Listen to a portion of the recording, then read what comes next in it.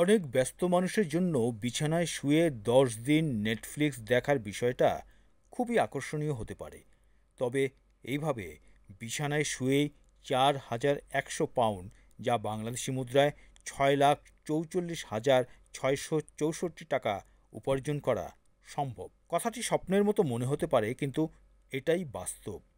ইউরোপীয় মহাকাশ সংস্থা ইউএসএ এমনই একটি গবেষণা পরিচালনা করছে, যেখানে স্বেচ্ছাসেবকদের 10 দিন ধরে একটি বিশেষ পানিভর্তি শয্যায় শুয়ে থাকতে হবে। ইউএসএর নতুন এই গবেষণা প্রকল্পের নাম ডিভালডি, যা অনুষ্ঠিত হবে ফ্রান্সের তুলুজ বিশ্ববিদ্যালয়ের হাসপাতাল মেডেস স্পেস ক্লিনিকে। এই পরীক্ষার মূল লক্ষ্য হল মহাকাশে ভ্রমণের ফলে মানবদেহে কী ধরনের পরিবর্তন আসে তা বিশ্লেষণ করা। পরীক্ষায় স্বেচ্ছাসেবকদের বাথটাবের মতো পানিভর্তি বিশেষ শয্যায় শুয়ে থাকতে হবে। তাদের শরীর প্রায় সম্পূর্ণ পানির নিচে থাকবে, তবে মাথা ও হাত উন্মুক্ত থাকবে। এতে অংশগ্রহণকারীরা এক প্রকার শূন্য মধ্যাকর্ষণ পরিবেশ অনুভব করবেন, যা নভোচারীদের মহাকাশ স্টেশনে অবস্থানকালে হওয়া শারীরিক পরিবর্তনের অনুরূপ বলে মনে করা হয়। স্বেচ্ছাসেবকদের সুবিধার জন্য গবেষণা চলাকালে তারা ফোন ব্যবহার করতে পারবেন এবং পরিবারের সঙ্গে ভিডিও বা অডিও কলে কথা বলতে পারবেন। তবে হাসপাতালে আত্মীয় স্বজনের প্রবেশ অনুমোদিত নয়। এই পরীক্ষার সবচেয়ে বড় চ্যালেঞ্জ হলো টানা 10 দিন একই ভঙ্গিতে শুয়ে থাকা।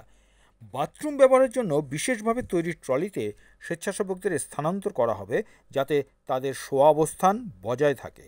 খাবার গ্রহণের সময় তাদের একটি বিশেষ ভাসমান বোর্ড ও নেক পিলো ব্যবহার করতে হবে। ইউএসএ জানিয়েছে, গবেষণায় 20 থেকে 40 বছর বয়সী স্বেচ্ছাসেবকদের নেওয়া হয়েছে, যাদের উচ্চতা 1.65 থেকে 1.80 মিটার এবং বডি মাস ইন্ডেক্স 20 থেকে 26-এর মধ্যে হতে হবে। এছাড়া অংশগ্রহণকারীদের কোনো অ্যালার্জি বা বিশেষ খাদ্যাভ্যাসজনিত সমস্যা থাকা চলবে না। এই পরীক্ষাটি 21 দিন ব্যাপী চলবে। প্রথম 5 দিন চলবে প্রাথমিক শারীরিক পরীক্ষা। এরপর 10 দিন ধরে অংশগ্রহণকারীরা নিরবচ্ছিন্নভাবে পানিভর্তি শয্যায় শুয়ে থাকবেন। শেষ 5 দিনে তাদের স্বাভাবিক অবস্থায় ফেরানোর জন্য পর্যবেক্ষণে রাখা হবে।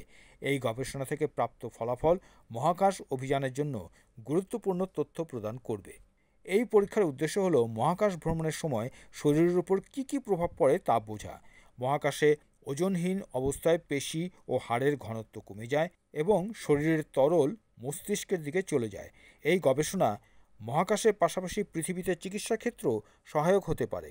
উদাহরণস্বরূপ, দীর্ঘদিন বিছানায় শুয়ে থাকা রোগী, বৃদ্ধ এবং অস্থি সংক্রান্ত রোগীদের চিকিৎসায় এই গবেষণার ফলাফল সাহায্য করতে পারে।